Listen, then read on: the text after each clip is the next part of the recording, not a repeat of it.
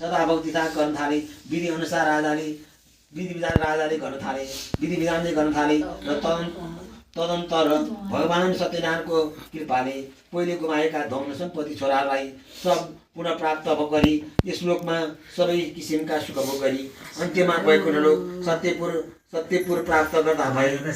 जो मनुष्यले सत्यनारायणको व्रत भक्तिपूर्वक गर्दछ र पुण्य कर्म भाव तथा फलप्रद कथाहरू भगवानका कथालाई भक्तिसाथ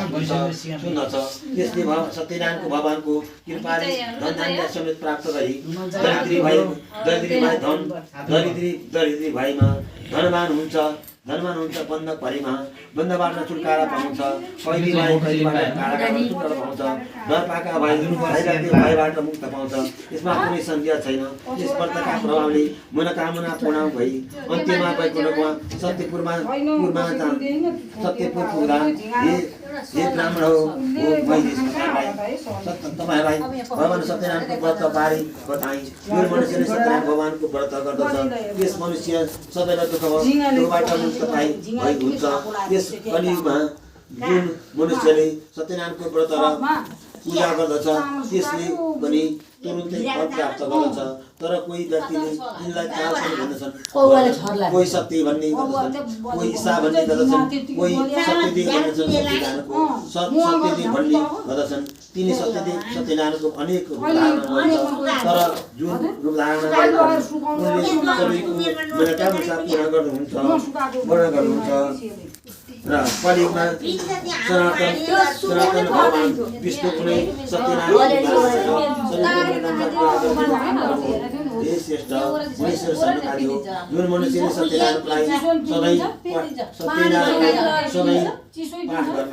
पाठ गर्ला त्यसलाई सधैँ पाठ गर्ला साँच्चै नै यो पाप नाश होला।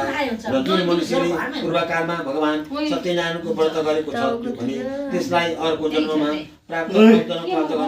छैन। केही कुराहरू म भन्दछु। यो मनुष्य महान प्रज्ञा पालना सतानन्द नाम गरेका ब्राह्मण सत्यनारायण भगवानका व्रतले गर्दा अर्को जन्ममा सुदामा नाम गरेका ब्राह्मण भएर जन्मे र श्रीकृष्णको जीवको ध्यान गरेर उनीहरूले मोक्ष प्राप्त गरे। दाउरा व्यक्ति दाउरी राजा गुणराज भएर यस जन्ममा श्रीरङ्गको सेवा गरी मोक्ष प्राप्त गर्नुभयो र महाराज उल्कार्न गरेका अर्को जन्ममा राजा दशरथ भएर जन्मे र उनका श्रीरङ्ग नाम भएर मुक्ति प्राप्त भयो। वैकुण्ठ प्राप्त गर्दा भई सत्यवती धर्मात्मा साधु मयूरध्वज राजा उनले आफ्नो शरीरको आधा भागलाई आरुले चिरेर भगवानलाई विष्णुलाई अर्पण गरे र मुक्ति प्राप्त गरे। महाराज स्वयं मनु भए उनले भगवान सम्बन्धी सम्पूर्ण अनुष्ठान गरेर वैकुण्ठ प्राप्त गर्दा भए। जुन गोपालहरू के भयो टाउक्दो कता सुनिन्छ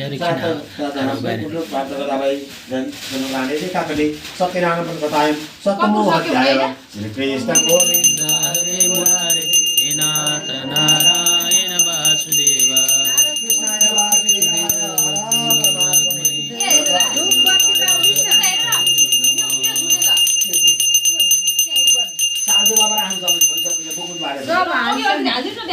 अब सिधिसक्यो तपाईहरुलाई हालत गर्यो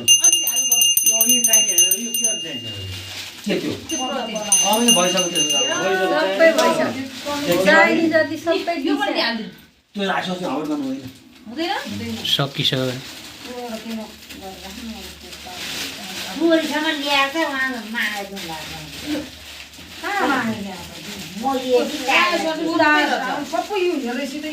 नारायण नारायण नारायण नारायण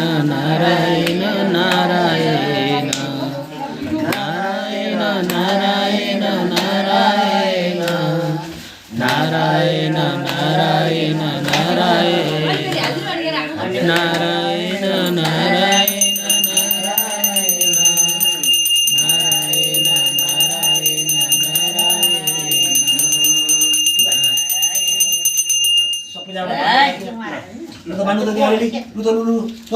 केही बसेर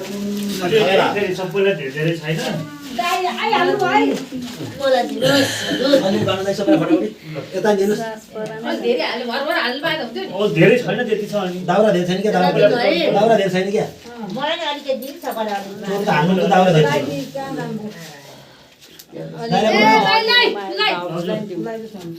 दाइ कहाँ दाइ बोल्नु पर्यो एक दुईजनालाई तपाईँलाई यहाँ रक्छु नि दाउरा दाइलाई भयो कान्छा है तपाईँलाई भयो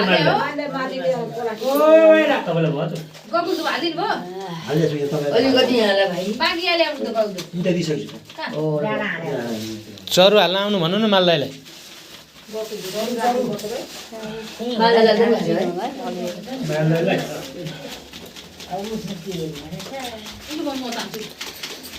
सबैजना भयो चोरु माइलाई आउँदा छैन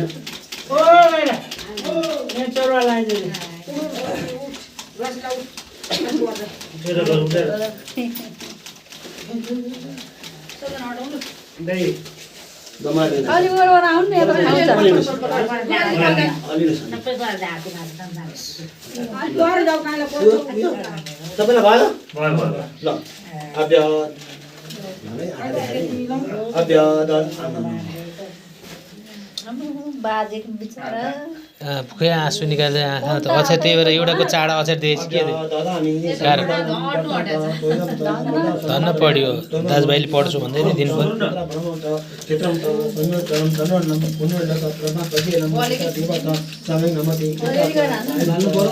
अलिअलि गरिहाल्नु स्वाहा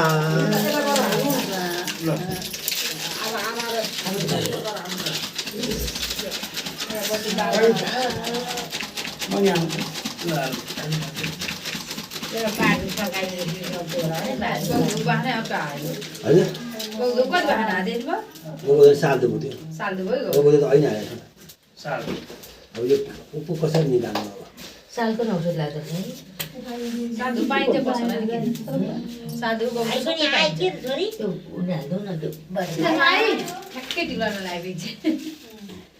भाइले टिको लगाउन आइदियो भने भाइ हुन्थ्यो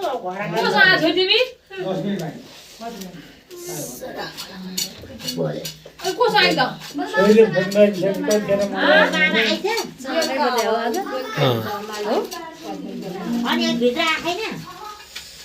बाटो छन आएको थियो अहिले बिहान उसो लाउँथे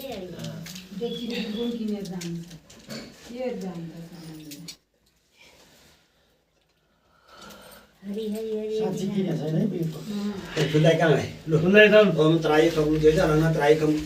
ओम त्रायकम देखेन मैले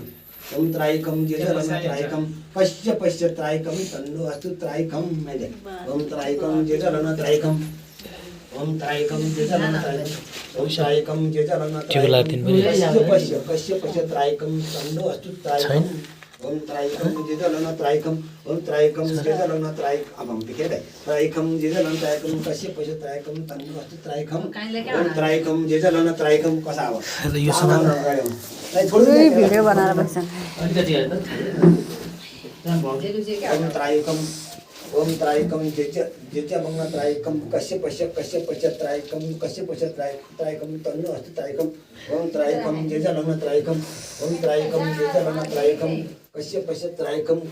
त्रायकम ओम त्रायकम जेजलङ त्रायकम कस्य पश्य त्रायकम तन्नो अस्तु त्रायकम ओम त्रायकम खै माइल त्रायकम जेजलङ त्रायकम कस्य त्रायकम गइसक्यो यति हो पाउँछु बाहेन मैले ओज बाहेन खै माइल जो आइन हुन्छ ल आउनु सक्नु यो ननाइकन जाऊ यो ननाइकन है ल सामानहरू केही ननाग है जेजलङ त्रायकम म यता निस्किन्छु है त्यो धुवाले आँखा पुरै बन्द गराइछ है